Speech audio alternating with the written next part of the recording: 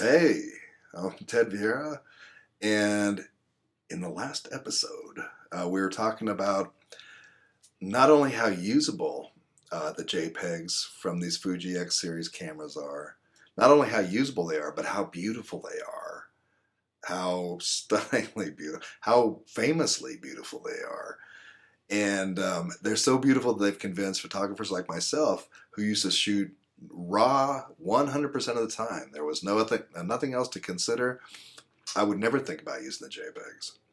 Raw 100%.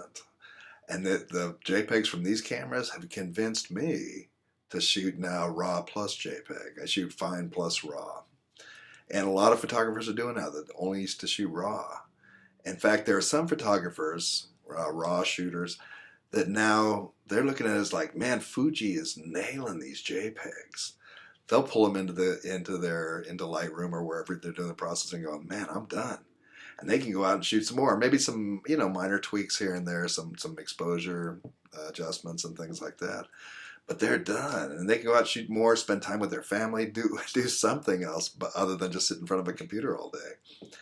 And if you don't think the JPEGs rate professional standards, Fuji X photographer Kevin Mullins, guy does a lot of wedding work and things like that. Well, when I was researching Fuji, when I was thinking about coming from Canon to Fuji, and I was doing a lot of research, watching a ton of YouTube stuff, I saw some of Kevin's videos, and man, his work, so striking, right? Just beautiful stuff.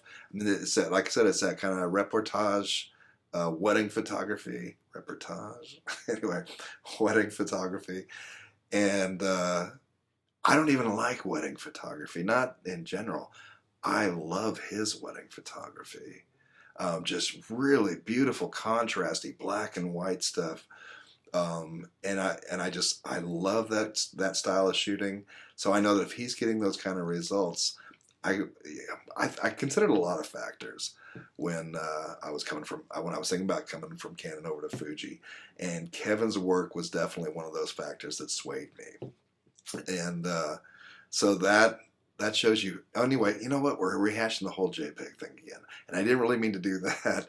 Instead, I kind of wanted to talk about from that conversation from the last video. A lot of photographers were asking me what if I could show how I was setting my cameras up to get the results that I liked. And so I thought I'd just do a short video. Sorry, a short video that shows how I've set up my X-T1 and the X100T.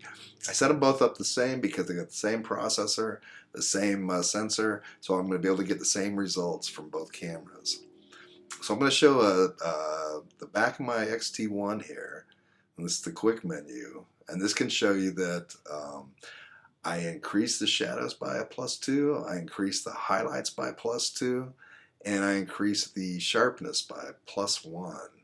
And that gives me the punch and the shadows, the deeper shadows that I really like. And I use an auto white balance because, either I'm shooting in black and white most of the time, or I will shoot raw and just edit. I'll be editing that anyway. So the white balance isn't an issue. Now for my colors, if I'm shooting in color, the film simulation I use is classic chrome. Wow. I don't like color. I've got nothing against color, but as far as my style of photography, I love black and white. But with classic chrome, man, I love it. And it really compels me to shoot in color more often. So that's what I use for color. For black and white, I use the monochrome plus green filter. And for me, that gives me the contrast and just the tones that I really like in black and white. And so that's what I use kind of for like the in-camera settings. For exposure, like if I'm doing like night street photography, that I kind of prefer over day street photography. It's more interesting, more drama, right? More contrast. So what I'll set for that is I'll usually leave the camera in auto ISO, and it can do whatever it wants because even at high ISO, it's going to be fine. So auto ISO from 200 to ISO 6400.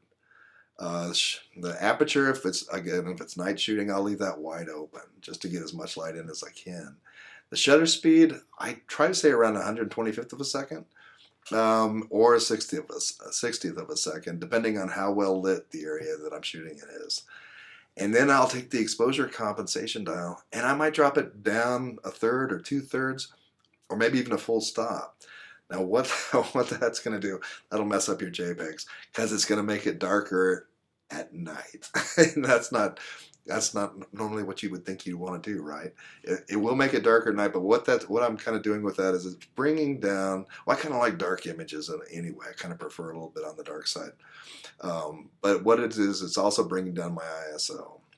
So if I do go home and edit the raw files, then the ISO's down a little bit, and that's cool. That helps.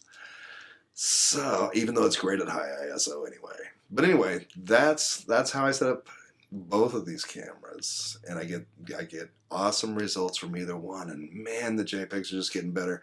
And I think, the longer I stay with Fuji, I'll probably end up, I don't know, because habits are hard to break, right? And I'm still a raw editor. I like to have that control. I do like to get in there, but I am appreciating the quality of the JPEGs, and I am appreciating doing less editing on the computer, getting it more in camera on how I want it.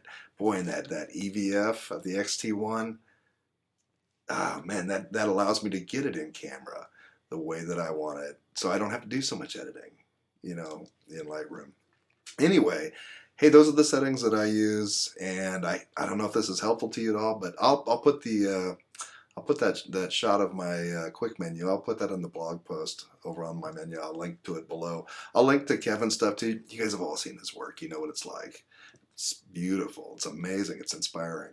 Anyway, I'll put all that stuff. I'll put links to anything I can that might be more help down below. And I'm Ted Vieira. If you have any other questions, let me know, and I'll answer anything I can. And I will see you next time. Okay, thanks.